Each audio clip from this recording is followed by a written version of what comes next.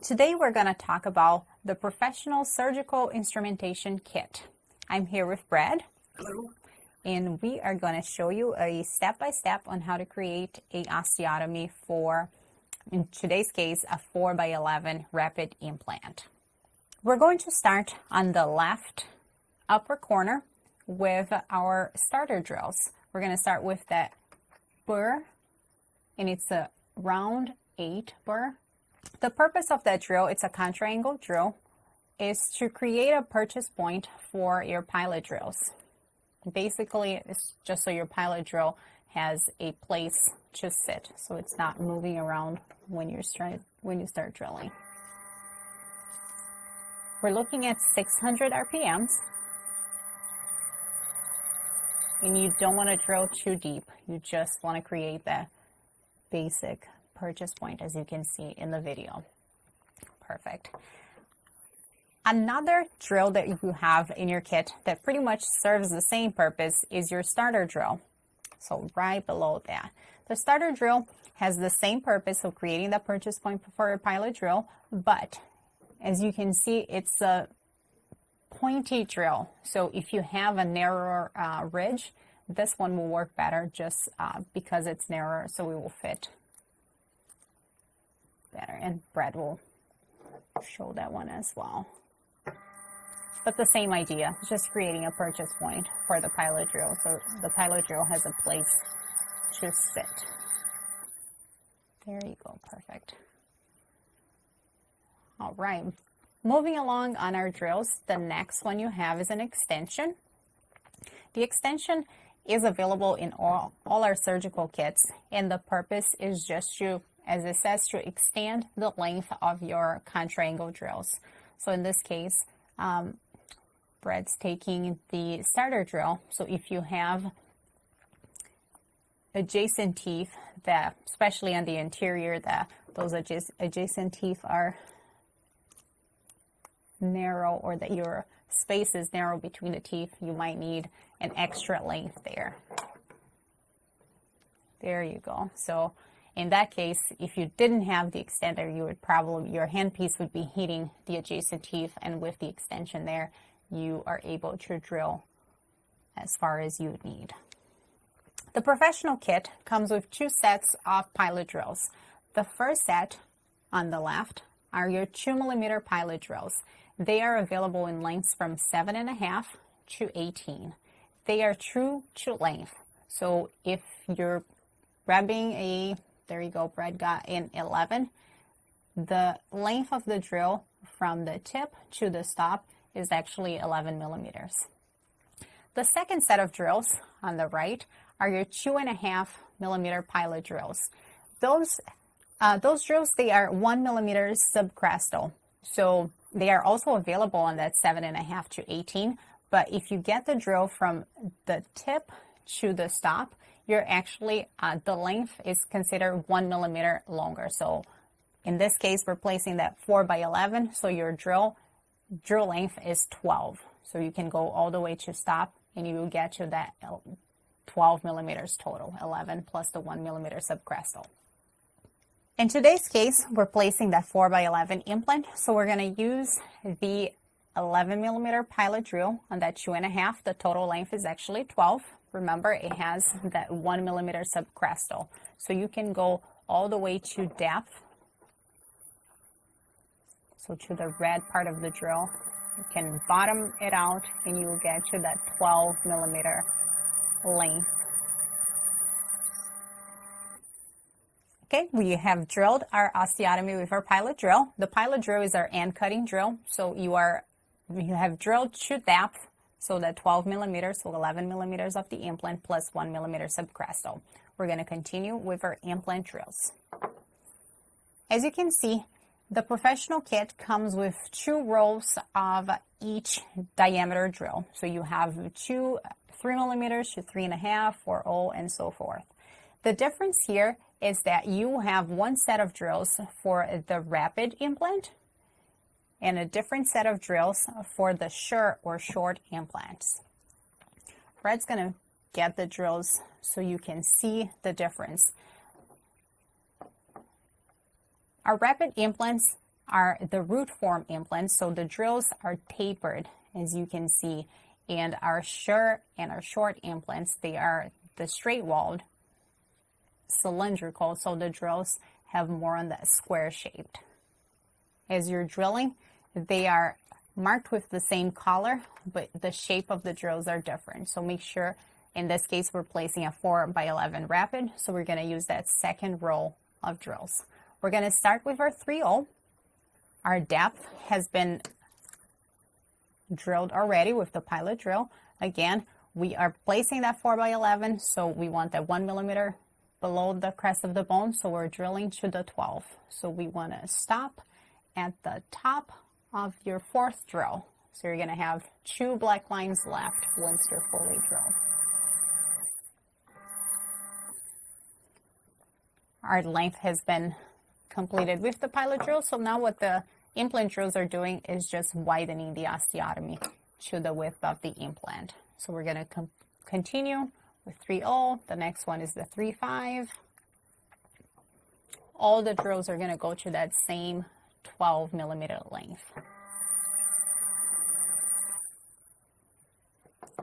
You're slowly widening the osteotomy, so it shouldn't take, the drill doesn't stay too long because you're going in 0.5 millimeter there. Now we're going to go with our 4/0, and in this case, it is our final drill because our implant is that 4x11.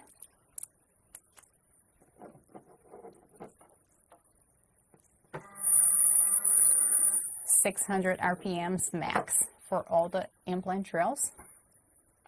Perfect. The next drill that we're going to look at is the tap. The tap is a drill that we use. We don't have to use it every time. You're going to use, if you have that super hard bone and your implant's going to have a difficult time going, what the tap does is just create threads for the implant to sit.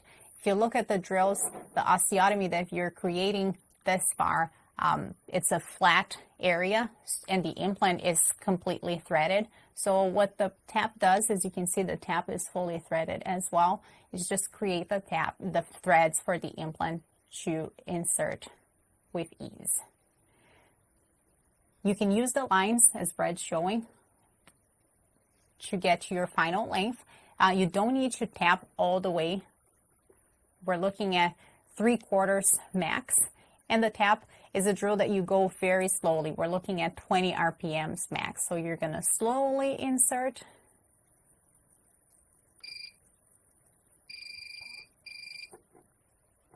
And very importantly with the tap is, when you're removing the tap, you're going to use your motor in reverse. You don't want to just take the drill out. Once you have your motor in reverse, the drill is just going to walk itself out very slowly. Slow and in control. Perfect. Continuing on our sequence in that 4/0 area, our next drill is the sinker. The sinker is side cutting. If you look at the drill, it is meant to cut that cortical part of the bone, so just that top part of the bone, and so the implant will go in with ease. It also,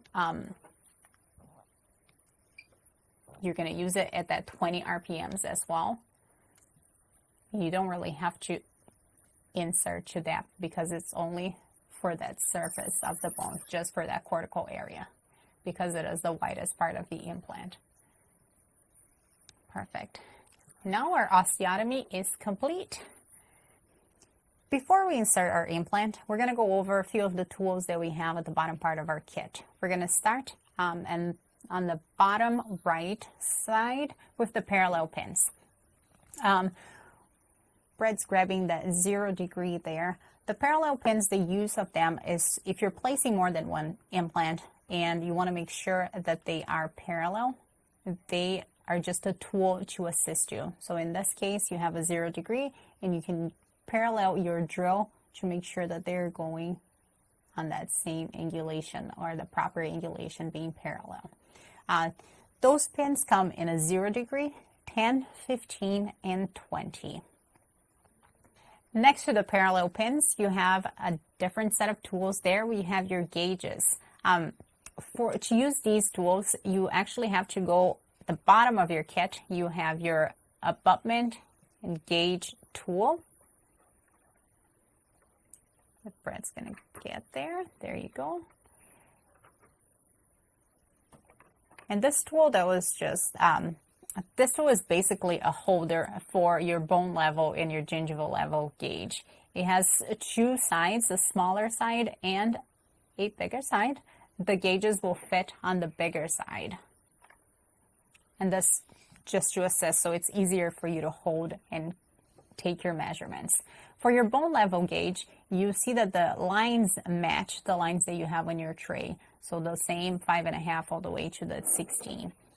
In this case, you just want to measure that your osteotomy is at the level that you were supposed to be. Remember, we're placing that 4x11, so we want to be at the 12 millimeters. So 12 millimeters, if you look at the lines, is the top of the fourth line. So you should be able to see two black lines left once your gauge is inserted, and we're right there. We are now ready to insert our implant. In this case, we have the 4x11 implant, rapid. So we're going to use the yellow inserter. They're available in two different connections, a contra-angle and a ratchet that you can use with your torque wrench. In this case, Brett's using the contra-angle because we have the motor set up. You can see that black line on your inserter, and that black line, as you know that you are engaged, that the hex inside of your implant is engaged with the hex on the inserter when you can't see the black line anymore. We're looking at 20 RPMs. 20 RPMs, and you can start your torque at 20 and slowly increase to a max of 45 Newton centimeters. If your implant was a 3.0 or a 3.5 diameter, then you would be looking at your 2 millimeter inserter, so the red platform there. Those are also available in a contra-angle and a ratchet for the torque wrench. Next, we have our reamers. They are available in the 2 millimeter and the 3 millimeter platform, so it's going to depend on the size of your implant. You're going to use the reamers if you have bone on the way. So it could be during the stage, the first surgery, and you're trying to put a tissue former and your tissue former is not sitting, so you have to get some bone out of the way, or you are uncovering that stage 2 and you need to take an impression. So the reamer, it's side cutting. It's a side cutting drill. So it's just going to slowly remove the bone from around your implant. The head of the reamer sits inside the implant connection. So if you have a cover screw, that needs to be removed, and the reamer would sit inside the implant connection. Next in our kit, we have our hex 1.2 millimeter screwdrivers. We're going to use those screwdrivers to place cover screw, place tissue formers, place abutment screws. So all our prosthetic components that go over the implant use the hex screwdrivers. It's also an 048 driver. In this case, Brad is using the hand connection, but you also have available a contra-angle, a short and the long version of the contra-angle, and a ratchet connection that you can use with your torque wrench. The cover screw is meant to be hand tight, and if you were placing a final abutment or you need to torque it down, you can use your ratchet connection screwdriver, or you can use a contra-angle screwdriver with an ISO adapter, which is right next to it. If you are inserting a final abutment or even for your cover screw, you can use your ratchet connection driver with your hand adapter. So pretty much the same tool that Brad used before. You can create a different version of that by just matching two of the tools together. So you can use your ratchet connection with the hand adapter to insert or to remove your cover screw. Perfect. It just gives you a better grip. Another option is to add the contra-angle connection to your drivers. You can add the ISO adapter that's sitting right next to it. The ISO adapter can be used to make any contra-angle connection into a square connection. So again, you can use your torque wrench, or you can add the hand adapter that he just used. Here you go. And that, again, the hex driver for any abutment screw, tissue former, cover screw, they all use that same 1.2 or 048 screwdriver. And then the final tool that we have here is the ratchet extension. The ratchet extension is going to be used just like the contra-angle extension. This just extends the length of the ratchet connection. So if you have an area that it's hard to reach, you're going to add that extension. So if we're looking at between those interior teeth and you need to use your torque wrench there, you can add the extension and still use the square connection. Now that our implant is inserted, we can also go back to our gingiva gauge. The gingiva gauge is used to measure how much gingival height you have above the top of your implant. So from the crest of the bone, how much you have, so you can properly select the abutment height or your tissue former height. It sits inside the implant connection as well. The last set of tools that we have in the professional kit are the abutment removal tools. You see that we have three different options there, and it's going to be dependent on the implant that you are using or the implant that was inserted. In this case, we have that 4x11, so we're going to use the 3mm abutment removal tool. Brad's going to remove the screw. In this case, we have a transmucosal, a VBA abutment. So he's going to remove the screw, but the abutment doesn't come out with it because of that conus connection, that Morse taper connection. So you can use all the tools in your toolbox, but it won't come out unless you're going to use the abutment removal tool. So the abutment removal tool, you are going to screw clockwise. So you're going to screw it in to take it out. It's kind of counterintuitive. And it bottoms out, and you see that you feel some resistance, and once you feel the resistance, you just need to keep turning, and the abutment comes right off. The abutment stays threaded into the abutment removal tool, and to remove that abutment completely, you're just going to turn the abutment removal tool counterclockwise. You can see the number 3, so the 3mm has a number 3 in it. Our 2mm abutment removal tool has a number 2, and our short platform has an S for short. So you can easily identify which tool you're using. So it's going to be dependent, again, on the implant that was placed. And this completes the Professional Surgical Instrumentation Kit. For more videos and information on our implant,